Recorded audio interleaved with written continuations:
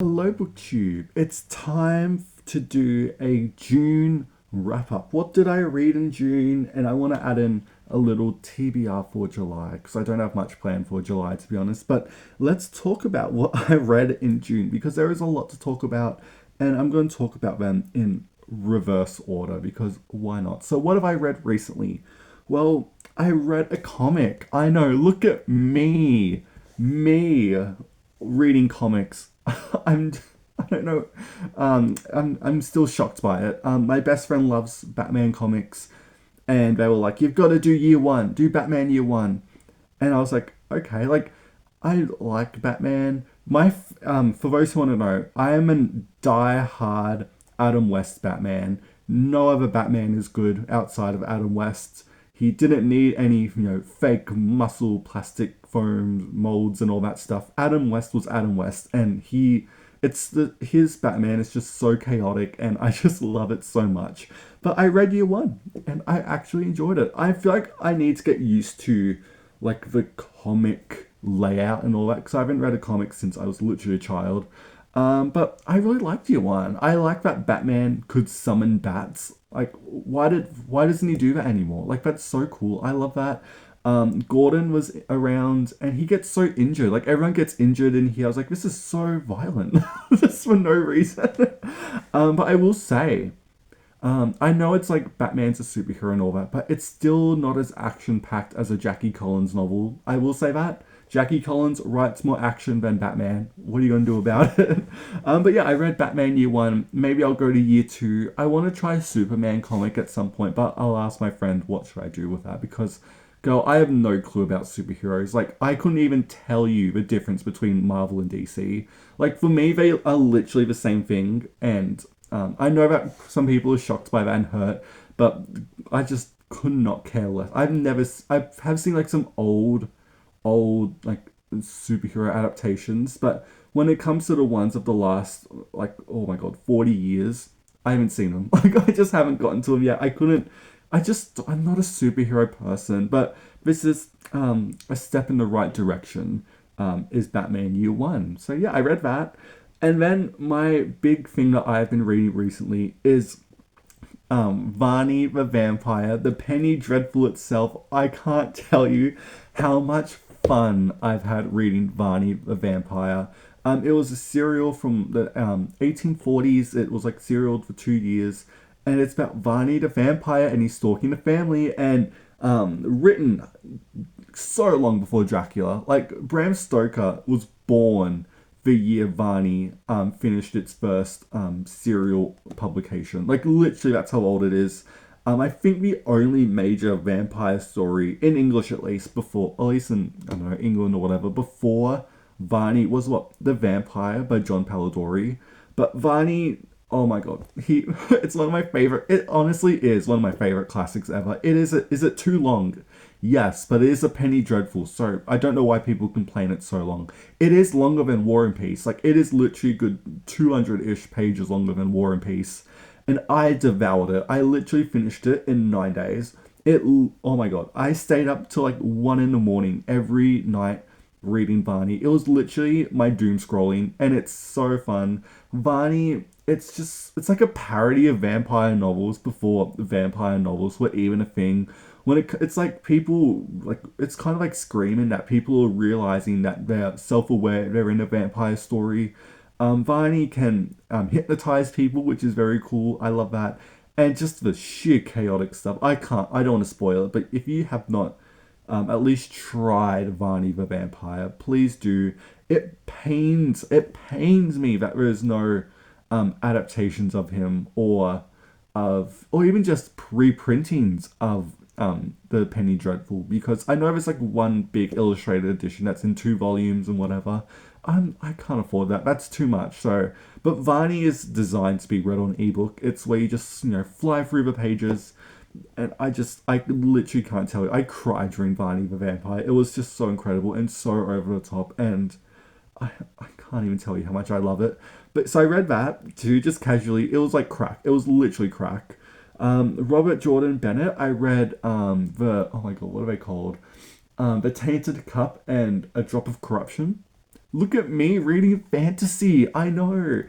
I love The Drop of Corruption. It's probably one of my favorite reads of the year. And I need to try a bit more of Robert of his backlog and all that. But he could be a favorite fantasy author. Like seriously, I'm like, oh my god, like I haven't found a fantasy author I've liked since Robin Hobb. Even Lord Dunsany didn't do it for me that much, but Robert Jackson Bennett, the way he like puts fantastical worlds and like a good, mystery plot, detective-y plot into it, just like fuses the two. I was just so shocked at how much I liked it. And so I want to go back to his backlog, but I did do those two books from him. I also done Circe by Madeline Miller. I know I'm so late to this book. If it makes you feel better, I only got to A Song of Achilles last year, or was it the year before? I don't know, but Circe wasn't as good as Song of Achilles.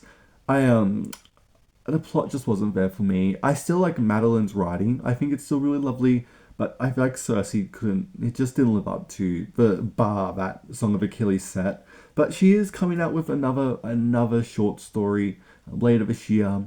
She's still that novel. The third novel is still in purgatory at this point, but I am happy to wait for it. I also read some Cassandra Clare. I decided why not do all the Shadowhunter books because I read, what did I read? As a teen, I think I liked Cassandra Clare.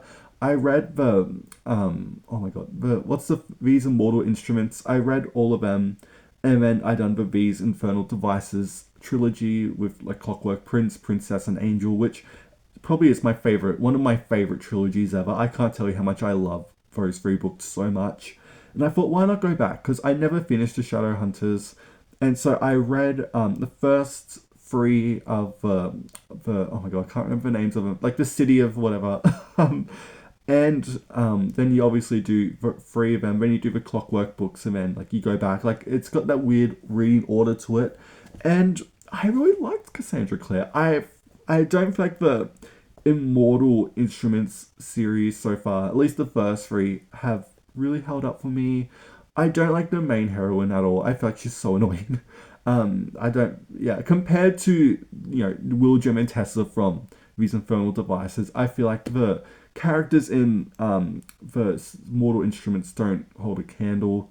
But what saves it for me, because I like the plot, I think they're really good. I like the action. I think Cassandra Clare is such a good writer when it comes to action. She's really well plotted novels.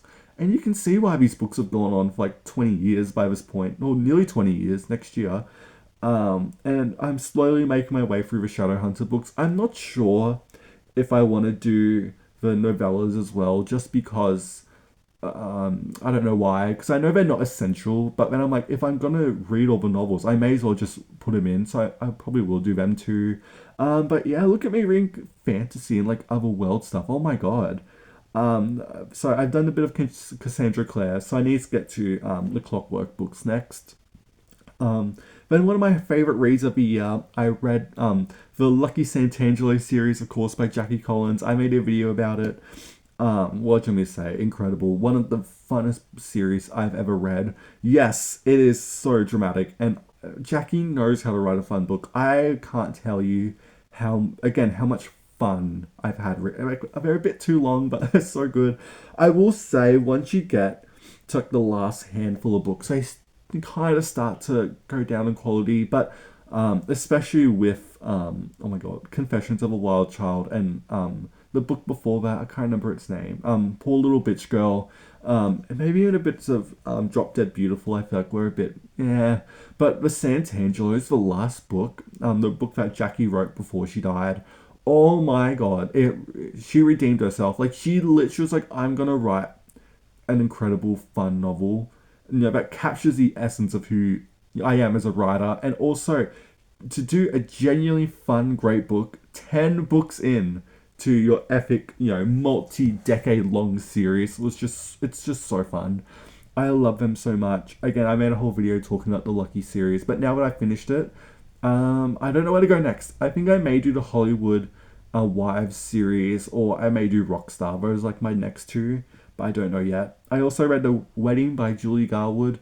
What can we say? Iconic. Um, iconic Highlander romances from that late 80s, early 90s. I've only read The Bride and the Wedding from Garwood's, and I need to go. I don't know where to go next. So let me know in the comments. I may do some of like the more famous standalones or something, but I don't know yet. I done some bodice rippers too, just randomly. I done for June on the Range. I done Sweet Savage Love by Rosemary Rogers, of course, my first Rosemary Rogers book. Um, you can tell it's again very very early on when it came to bodice rippers because it's so long. Like literally, it is like the Flame and the Flower in terms. It's just so long. But I was swept away by it, to be honest. It's not. I don't think it's as good as Flame and the Flower, and I don't know. I feel like it's just not as iconic, but it is technically a better novel than the Flame and the Flower. Again, you got your American West, kidnappings of the heroines and all that, gangs and guns and violence.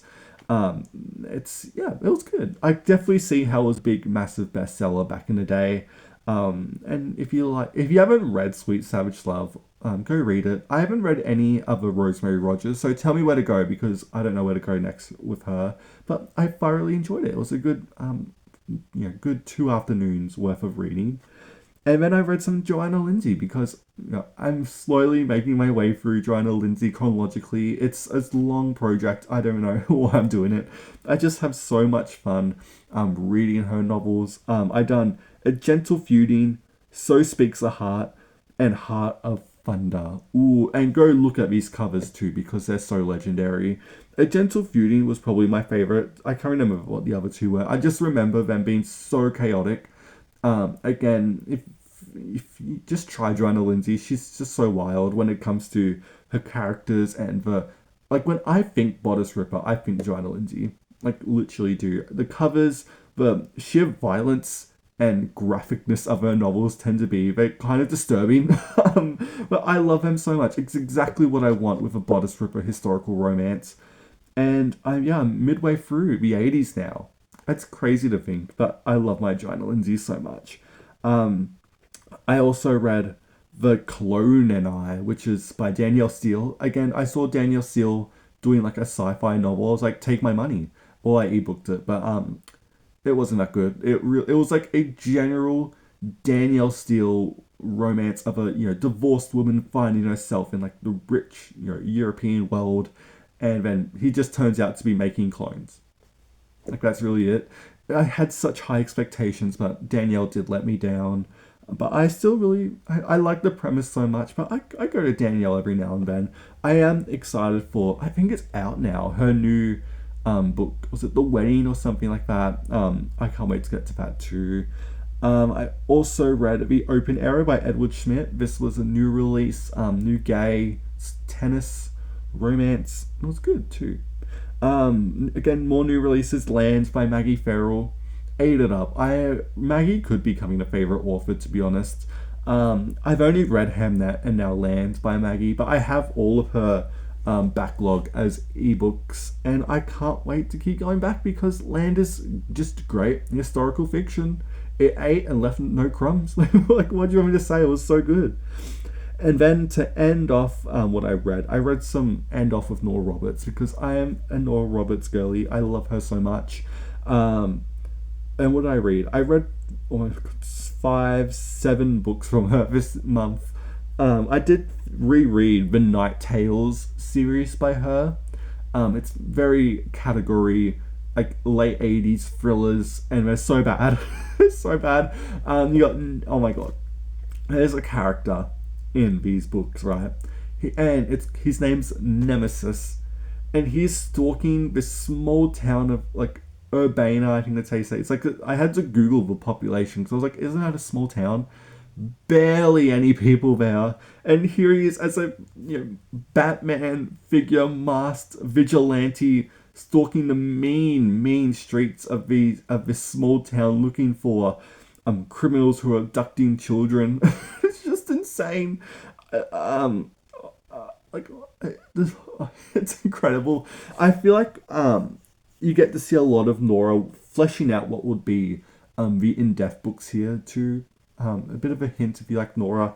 I've never been a big in-depth girly, but I can see where Nora in a year or so would work on in-depth with these books. But my god, I think the last two were really good, but outside of that, all they're pretty trashy and just too dated for me, to be honest, when it comes to romantic suspense from that time. But Nemesis book, the second one, is just so chaotic, and I'm like, Nora, what are we doing here? But I reread it because I read these as a teen, and I was like, Nora, what are we doing? But I reread that, and I read Lawless, which is Nora doing a historical romance novel. I know it's a bit weird, but she done it again back in the 80s, I believe. Fine. It's not as good as I thought it would be. Because I love historical romance, but Nora and historical romances, they kind of didn't work, and I was kind of shocked by that. At least for me, I don't know if she has any more historical romances outside of Lawless. I may have to look it up or something. And then I read Night Work as well, which was a thriller from her from a couple of years ago. It's a man of his honor. He's doing a heist and all that stuff. I like Nora when she does a heist novel, like in oh my god, I'm blanking on the name. Um, Honest Illusions. Like when there is a bit of a heist thing to, I eat it up. I love when Nora does it. Like the second half of Night Work was genuinely so good, but the first half with them meeting and it just didn't work for me. I was like, get to the action. When Nora writes action, I'm seated. I'm seated. And Night Work only delivered that half for me, so it was a bit of a letdown of a thriller novel from Nora. But yeah, that's what I pretty much read for June. I did do some Western C. I done some fantasy. I done some comics. I done some bodice rippers. I done it all really.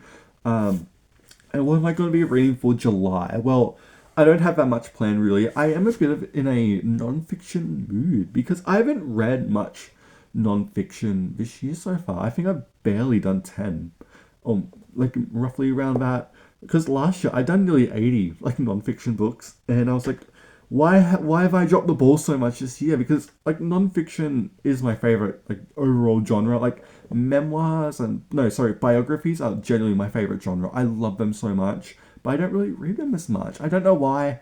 So I don't know what I'm doing, to be honest. I wanted obviously it's Jane Austen July, so of course I'm going to be rereading Emma. I can't wait to do that. I love Emma, probably my favorite Austen novel. But that's all I have planned. So I may do some non-fiction, focus on that in June. I want to do Austen's letters because I haven't read them in so long, and I remember them just being so witty and her just being so fierce. I was like, oh my god, Jane Austen, you can do no wrong. But that's it. I've literally got nothing else planned. I'm very much in the mood. Now I'm a mood reader, so I'll see what I just have ready to go. And yeah, I also read some Shakespeare with Josh too. Just the normal stuff like that. But yeah, let me know what you think about the books I've read this month so far. I was about to say year. And yeah, tell me what you read this month and what are you looking forward to in July. Are you joining in on Jane Austen July? As you should. Who knows how long I've been doing Jane Austen July for? I don't even know. But yeah, thank you so much for watching BookTube, and I will see you next time.